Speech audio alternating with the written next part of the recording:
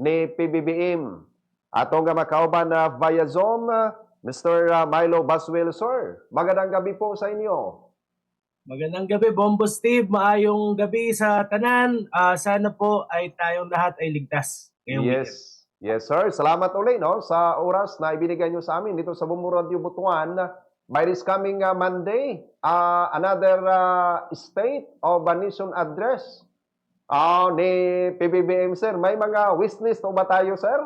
Sa kanyang paprating na suna, tayo po sa Spark o wala na? Nako, kung tatanungin niyo ako, Bombo Steve, talagang iniisip ko, kung last year sinabi ni President Bongbong Marcos sa mga kurakot sa loob ng gobyerno, mahiya naman kayo. May papatol naman kami ngayong year na to. Sasabihin namin kay Pangulong Marcos, Mr. Marcos, mahiya ka naman. Halos lahat ng mga pinangako mo noong SONA, hindi mo na ipatupad. Panahon pa nung sinabi mong magiging 20 peso kada kilo ang bigas, hindi mo pa rin natupad.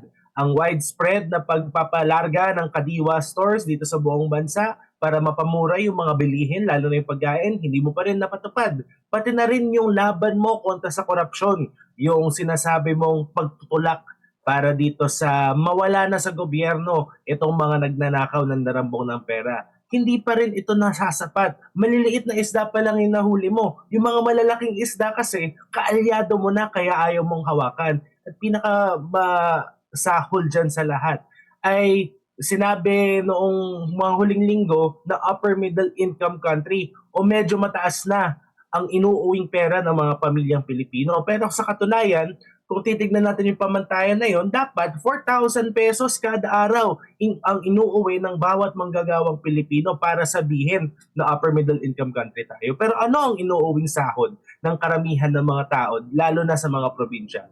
Hindi 600, hindi nga 700, minsan 500, 400 na nga lang. Tapos may lakas ng loob pang sabihin. Lakas ng loob pang maging ipagmalaki na umuunlad yung ekonomiya ng bansa natin. Kaya sinasabi namin sa kabataan, marami kaming wishlist. I'm sure alam niyo yan. I'm sure alam po yan ng mga tagapagkinig natin. Pero kung nakita natin ang huling 5 taon, ang huling 5 SONA ng Pangulo, kahit man may wishlist tayo, tayo pa rin, syempre ay kikilos. Pero kahit yung wishlist na yon, ay minsan hindi talaga pinakikinggan lalo na ng gobyerno kasalukuyan. Dapat ang ating, kasi tayo sir, ang kabataan, sabi pa nga ni Dr. Jose Rizal, ang kabataan ni pag-asa ng bayan, pero parang hindi masyadong natutukan sir, no, ng Administrasyong Marcos ang mga priority sana, no, para sa programa ng mga kabataan. Opo. Lalo na sa edukasyon, may pinangako po si Pangulong Marcos last year, 30 to 40, kung hindi ako nagkakamali, 30 to 40,000 classrooms dapat ang ipapatayo bago mag-2028, bago matapos ang kanyang termino. Ayon sa aming pananaliksik, hanggang budget pa lang sa mga classroom, wala pang natatayong 10,000. Paano po mahahabol sa 2028 yung 40,000, 50,000 classroom? Nitong nagdaang taon pa lang ay hindi pa nakasakatuparan yung mahigit 10 or mahigit 5,000. Bukod pa dito, hindi natin makakaila, napapansin pa rin natin na bagamat tapos na ang pandemya, parang hindi pa nakakahabol itong mga kabataan natin. Ayon po sa isang pananaliksik ng mga researcher sa kabataang Pilipino, ang isang henerasyon ng kabataang Pilipino, kahit na makapasok ka sa eskwelahan, 4 sa 10 Pilipinong mag-aaral ang mapang-iiwanan ng sistema ng edukasyon dahil sa kagutuman, dahil sa kahirapan, dahil sa issue sa mental health, dahil sa kakulangan ng pambayad o kakulangan ng pondo para sa mga eskwelahan. At ramdam natin to. Bukod pa dito, dumadagdag pa rin yung presyo ng edukasyon.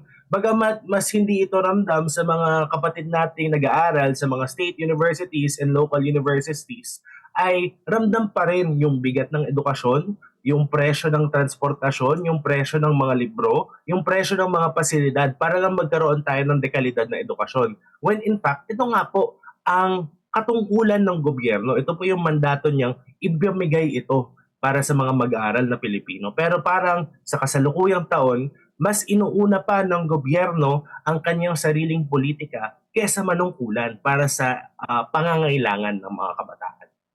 Oo nga, kasi alam naman po natin sir na bukod po no sa kakulangan no ng mga classroom facilities, napakarami pa po no ng kulang ng ating mga guro at saka until now mayroon pa pong mga kasong pambubuli ang katotohanan by this week lang dito po sa Davao may isang estudyante grade 3 ata yon namatay dahil po sa pambubole. Ang tanong natin diyan kung ano po ang mga konkretong programa na ginagawa ng ating gobyerno. Sa amin pong pananaliksik, ang unang sinagawa, actually hanggang ngayon mukhang LGU pa rin agad yung kumikilos. Naalala natin yung isang mayor na nag-try na i-confiscate ang mga cellphone bago pumasok sa eskwelahan sa mga public school sa loob ng kanyang jurisdiction. No? Sa tingin namin, mali yun. Pero dahil hindi naman sa pagbabawal ng cellphone matitigil yung karahasan sa loob ng mga eskwelahan natin. Pero kahit yun ay nagawa namang gawin ng LGU. Pero kung titingnan natin yung pambansang gobyerno, hindi natin nakikita na may nagbabago. Maaaring nagre-research na sila o gumagawa na sila ng bagong policy formulation para sa darating na school year ay hindi na masyadong magkaroon ng paraan para yung pambubuli ay lumala. Pero wala pang nabibitaw na pangako at kahit na may ibitaw naman na pangako ay hindi naman to pinapaalam sa mga estudyante at sa mga guro. Lalo na kung papansinin natin, ang pambubuli naman, ang kahirapan na nararamdaman, ang mental health issues ng estudyante, hindi naman yun necessarily nanggagaling sa pagpigil mo sa cellphone or parusa mo sa mga bata, mas nanggagaling ito sa pinaglalakihan, yung background, yung pinanggalingan. Siya ba ay kinakalinga sa bahay? Siya ba ay kinakalinga ng pamilya? May sapat na oras ba ang guro para tutukan ang problema niya? May sapat ba siyang access sa mga mental health services? Kahit bata pa lang, kailangan pa rin naman nila ng mental health services. Lahat ng ito ba ay nagagampanan bago pa natin pag-usapan kung dapat maparusa ang bata? Kasi kung yung pa lang, sa simula pa lang, ay nagkukulang na ang aruga at kalinga para sa mga kabataan natin at something na hindi naman nabanggit ng Pangulo sa huling 4 na sona niya, ay wala tayong karapatan na sabihin na walang karapatan ang gobyernong sabihin na meron na siyang konkretong nagawa para sa kabataan at hindi din tayo dapat pumayag na ang gobyerno ay pwedeng magsabi na inaayos na ang problemang ito kahit na hindi pa rin natin ito nararamdaman. Yeah. Ang isa sa nakita natin dito sir dahil sa kakulangan no ng pang-araw-araw na kita dahil sa kakulangan no ng tamang sahod kaya ang nangyari mas ipina-priority pa no ng kanilang mga magulang na mangibang bansa at saka napabayaan na lang nila yung kanilang mga anak at inaaruga pa no yung mga anak ng ibang tao kaya ang nangyari ang mga bata na naiwan dito sa atin parang wala nang maka-guide no doon sa kanila kaya yon masyadong kaya ang iba nang bubuli na lang. Actually, Bombo Steve, kung titignan natin, no, tama yung naging obserbasyon ninyo. May henerasyon ng mga kabataan ngayon na lumaki nang wala ang kanilang magulang dahil either kailangan nila pumunta sa Maynila, galing sa probinsya, o kahit man taga Maynila, taga probinsya man nag-abroad dahil walang sapat na trabaho dito sa Pilipinas.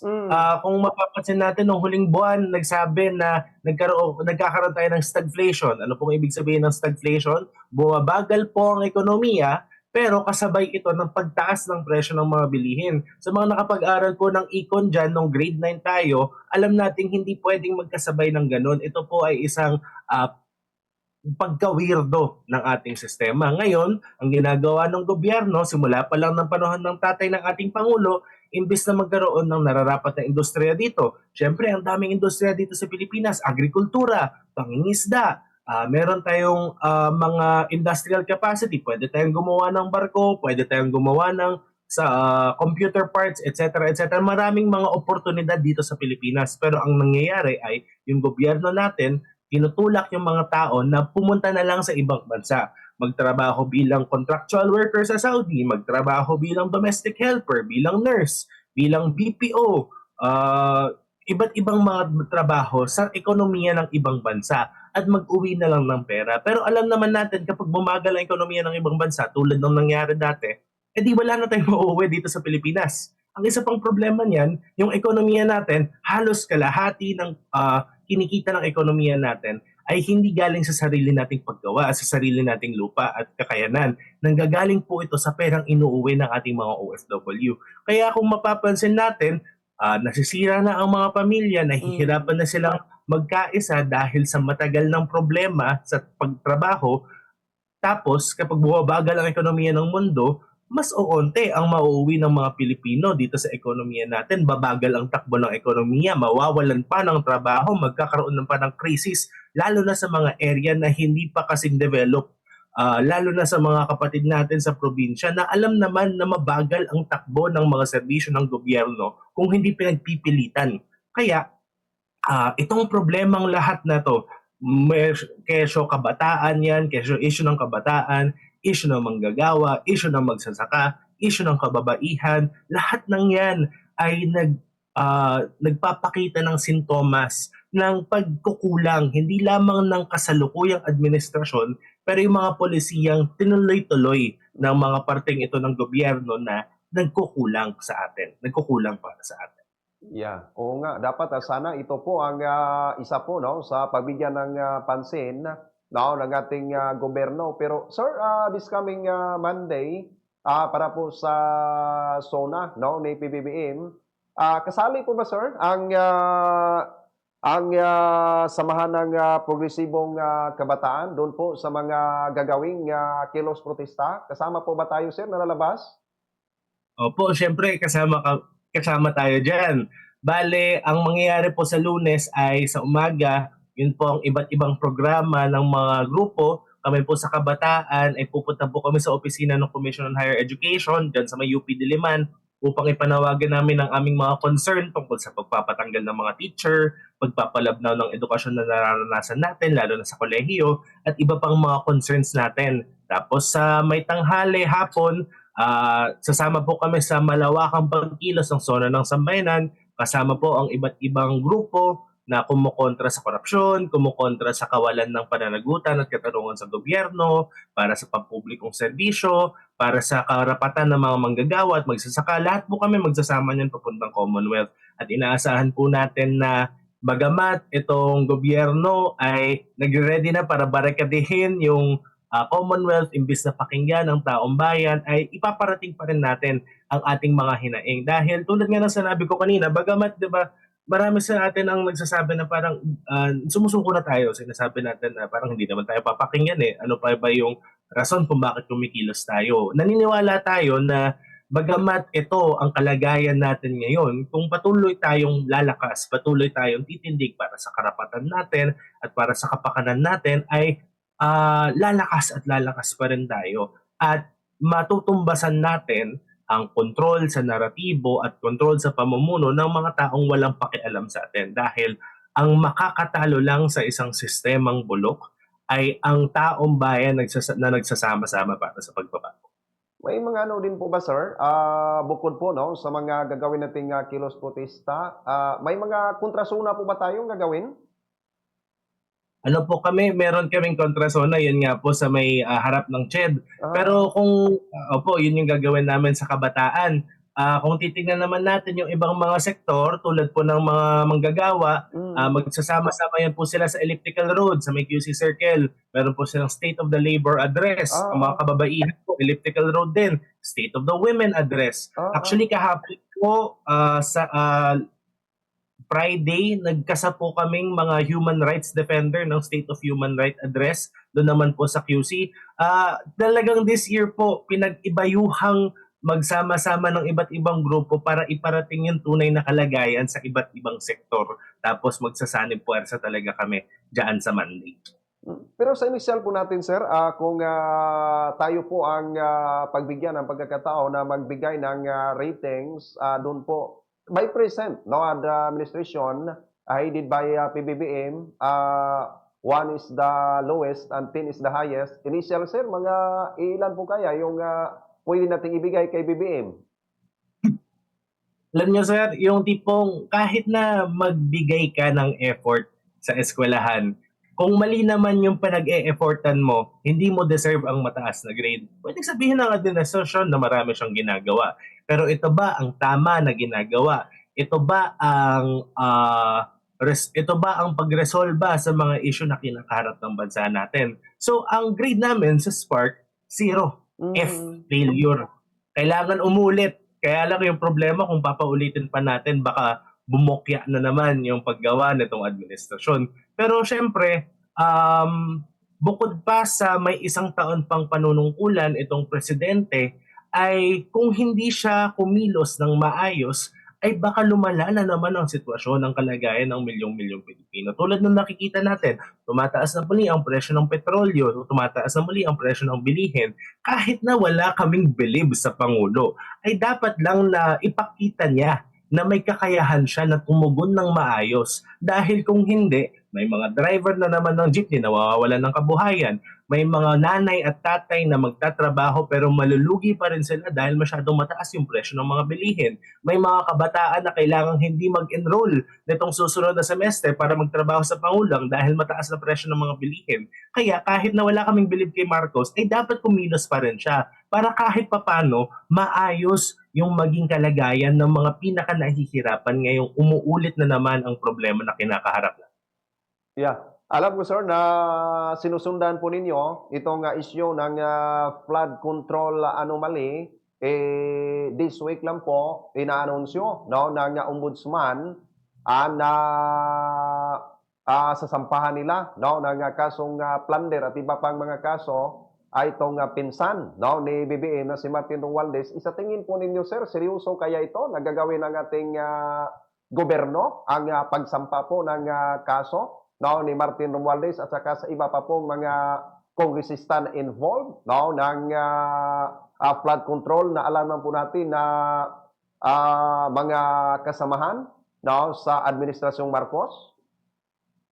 Sa kapag tinimbang natin, historically, itong Pangulo ay hindi natatakot na pagtakpan yung mga kaalyado niya. Kaya nung matagal na panahon, tulad ng huli nating interview, nung panahon na si Joel Villanueva at si Chis Escudero bumaliktad, papunta sa Senate Majority, biglang nawala yung kaso nila sa Ombudsman. Ngayon naman, suspicious yung timing eh. Si papunting na, Ombudsman na, si Martin Romualdez kakasuhan, may posibilidad na hulugin, i-drop, parang itatraidor ng Pangulo yung pinsan niya. Pero, bagamat ganun na yung nangyayari, isasakdal niya si Martin Romualdez, hindi pa rin mawawala yung katotohanan na syempre itong magpinsan na to, itong mga magpinsang buo na malapit sa isa't isa para sa polisiya ng gobyerno, hindi alam ng Pangulo yung ginagawa ng speaker niya, hindi niya alam yung ginagawa ng sekretary niya na nangungurakot sila sa gobyerno. Syempre, complicit, sangkot din si Marcos. Yung ginagawa lang ngayon ng gobyerno, pinoprotektahan yung presidente para hindi sila mawalan ng posisyon, lalo na sa pupuntang eleksyon, para may legitimasiya pa rin ng Pangulo.